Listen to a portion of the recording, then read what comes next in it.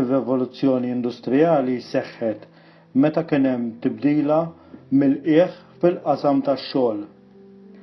Hekk kif seħħew invenzjonijiet importanti ta' xi magni li jaħdmu bl-istim, bosta prodotti bdew issa jinħadmu b'dawn il-magni fil-fabbriki minflok bl-idejn fid-djar u fi ħwienet żgħar.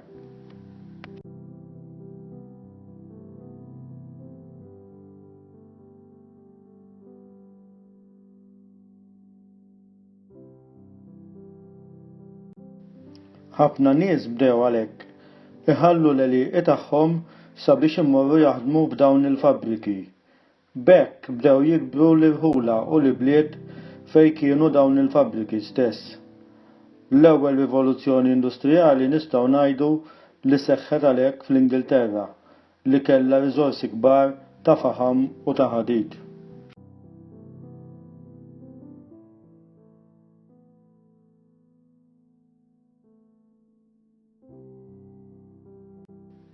Żviluppi kbar fl-agrikoltura u trobbija tal-annimali wassal sabiex iseħħ bidla kbira. B'hekk inqas bdiewa u raħħala bdew jipproduċu ħafna aktar ikel minn qatt qabel. Dan seħħ minħabba bosta affarijiet, iżda l-iktar minħabba titjib qawwi fit-teknoloġija, l-aktar fl-għodda li kienu jużaw il-bdiewa.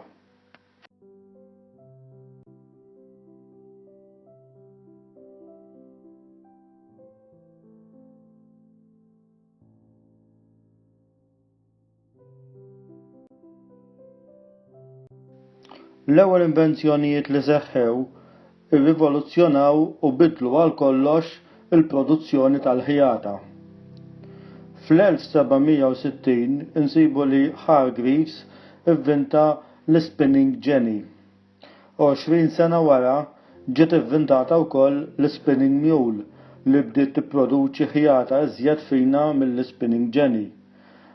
Dan kollu wassal sabiex bosta fabbriki bdew jixtru l-spinning mules kbar li kienu jinżġu eluf ta' metri ta' ħjata fi ftit ħin u dan kollu irrevoluzzjona kollox.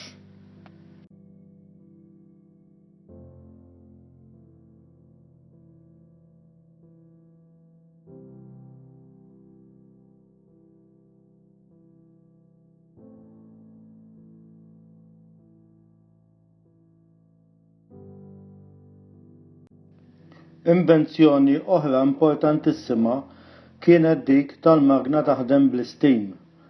Aħna norbtu din l-invenzjoni ma' James Watt. Din l-invenzjoni fil-fatt ġabet progress kbir li issa qabad ritmu maġġel meta tjiebet il-komunikazzjoni bejn pajjiż u ieħor. Tant sar titjib kbir fil-komunikazzjoni li issa l-ferroviji bdew jitħaddmu bil-faħam waqt li l-vapuri bdew jaħdmu bil-magna tal-istim. Dawn kienu jissejħu fil-fatt steamships. L-ewwel steamship kien jismu Clermont u salpa matul ix-xmara Hudson fl-Amerika fl-1807.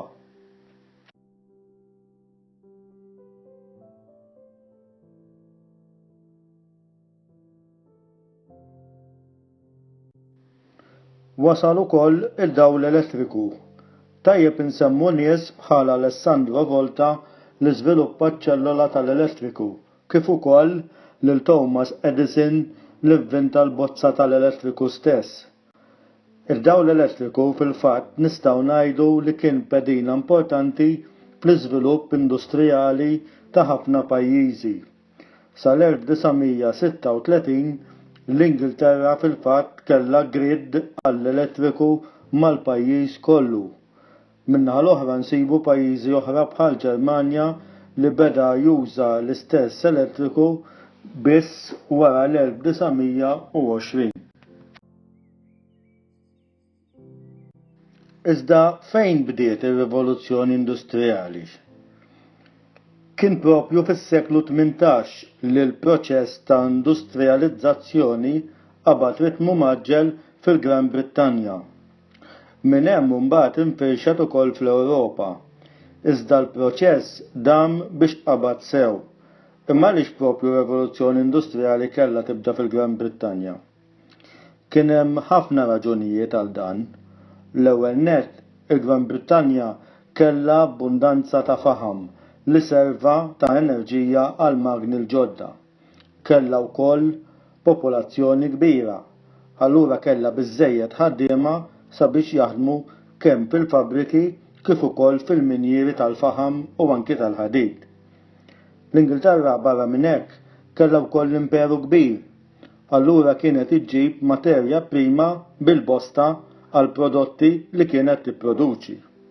Dan kollu u ħafna aktar għamlu l-Ingilterra f'pożizzjoni li tkun f'qagħda aħjar mill-kumplament tad-dinja sabiex tibda ir-Rivoluzzjoni Industrijali. Pajjiżi li wara l-Ingilterra wkoll avvanzaw fl-industrija insibu l-Franza, il-Belġju u l-Ġermanja.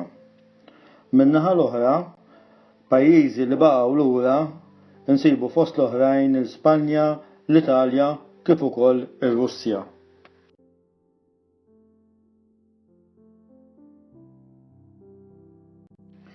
Iżda x'ġabet negattiv ir-Rivoluzzjoni Industrijali? Huwa veru li l-fabbriki offrew opportunitajiet ġodda ta' xogħol.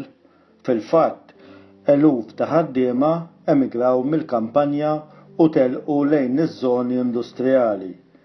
Imma il-kundizzjonijiet tal-ħaddiema fil-fabbriki kienu ħżiena ħafna.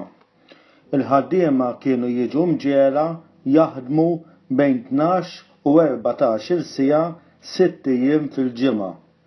Ix-xogħol kien ukoll pjuttost monotonu u l-pagi kienu baxxi ħafna għaliex l-idea kienet li biex il-ħaddiem ikun bieżel irid ikun miżmum fil-faqar. Naturalment, il-ħaddiema ma kellhom ebda forma ta' drittijiet. Il-ħaddiema ma kellhomx dritt tal-vot u min jipprova jifforma xi għaqda tal-ħaddiema bħal ngħidu aħna trade union kien jintefa' l-ħabs. Tfal ta' bejn l-10 u l-14 sena kont issibhom jaħdmu fil-fabbriki u fil-minjieri. Bosta minn dawn it-tfal kienu jimirdu u jsofru deformitajiet fiżiċi minħabba li kienu jaħdmu fuq magni pjuttost perikolużi. Mhux ta' bxejn li kienu jikbru l-inċidenti gravi u anki ħafna drabi fatali.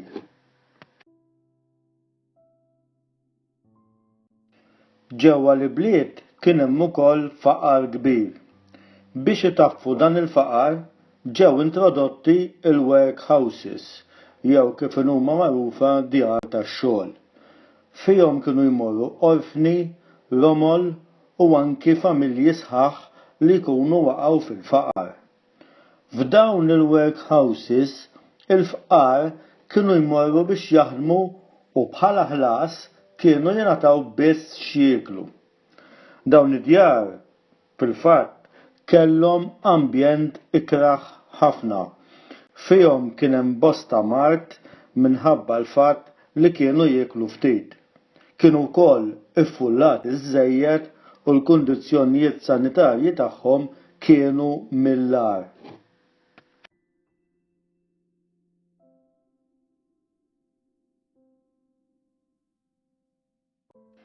Nistgħu ngħidu li r-rivoluzzjoni industrijali għenet sabiex is-soċjetà ta' kuljum inqasmet fi 3 klassijiet. L-ewwel nett kont issib il-klassi tas-sinjuri li kienu il-proprjetarji tal-fabbriki u anka il-proprjetarji tal-materja prima. It-tieni mbagħad min-naħa l-oħra kont issib il-klassi tan-nofs. Din kienet magħmula minn negozjanti u proprjetarji żgħar. U fl-aħħar nett kont issib il-klassi tal-ħaddiema li kienet tgħix f'miżerja kbira mingħajr ebda drittijiet. Minħabba din is-sitwazzjoni, is-soċjaliżmu beda jaqbad sew qalb il-klassi tal-ħaddiema. Dan wassal ukoll aktar il-qudiem għal idejat komunisti u bekk biż-żmien bdiet il-ġlieda bejn il-klassi tas-sinjuri u l-klassi tal-ħaddiema.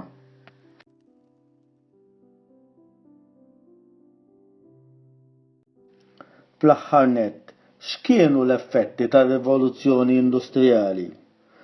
L-ewwel nett kellek titjib fil-komunikazzjoni. Bdew il-ferroviji, tħaffru bosta kanali, il-vapuri tjiebu, daħlu vapuri tal-ħadid kif ukoll tal-istim li setgħu lkoll imorru aktar il-bogħod.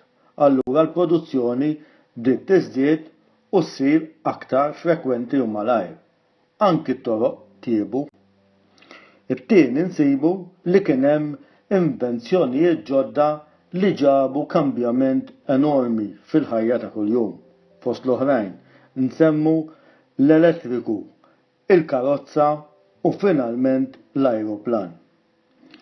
Fit-tielet punt, fil-maġġoranza tal-pajjiżi il-popolazzjoni bdiet tiżdied b'mod maġġel. Għalhekk bosta nies telqu mill-kampanja biex imorru jfittxu xogħol fl-ibliet. Ir-raba' punt insibu li kien hemm ukoll żieda fl-imperjaliżmu. It-trasport aħjar ġab miegħu ġirja sħiħa għal kolonji. Il-kolonji fil-fatt ġew sfruttati tista' tgħid kollha għal riżorsi naturali tagħhom. Fil-ħames punt insibu il-faħam u l-ħadid saru riżorsi importantissimi. Fost l-oħrajn Franza u anki il-Ġermanja naraw illi fil-fatt iġġieldu gwerer sabiex jakkwistaw minjieri tal-faħam u tal-ħadid. Fl-aħħar nett kellna żieda kbira fl-armamenti. Vapuri tal-ħadid, kanuni, machine guns u kull forma ta' armamenti waslu biex anki l-gwerer saru aktar terribbli minn qatt qabel.